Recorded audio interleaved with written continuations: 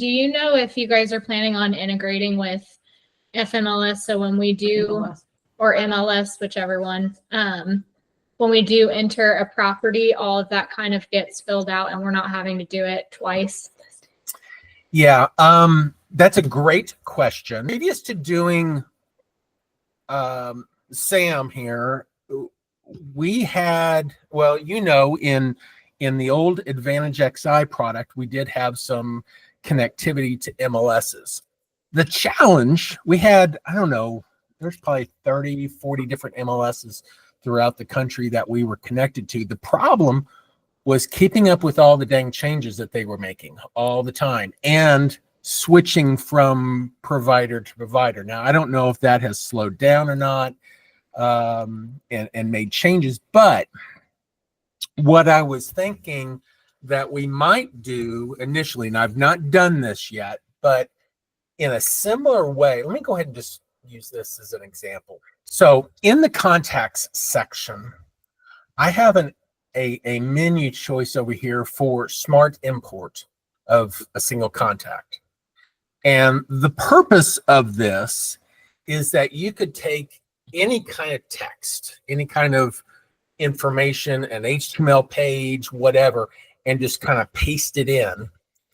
And then based off of the information in this, it uses AI to figure out what fields are there: first name, last name, address, phone number, things like that, notes and stuff like that.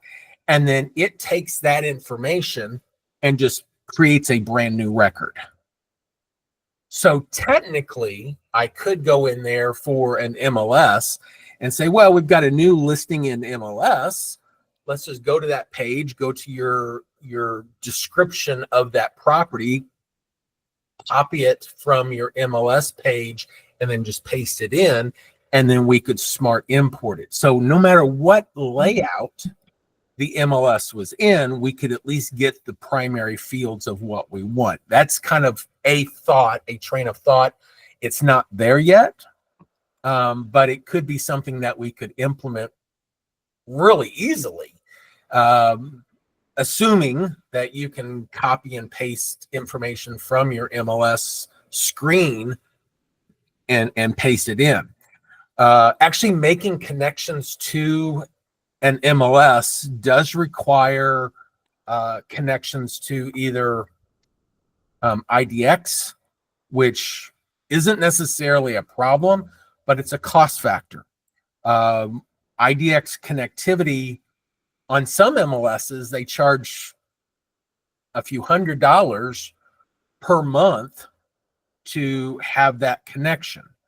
And there's some legal issues and stuff like that. We have to be approved going through that. Once they change, we have to maintain that. So we've not gone down that road yet.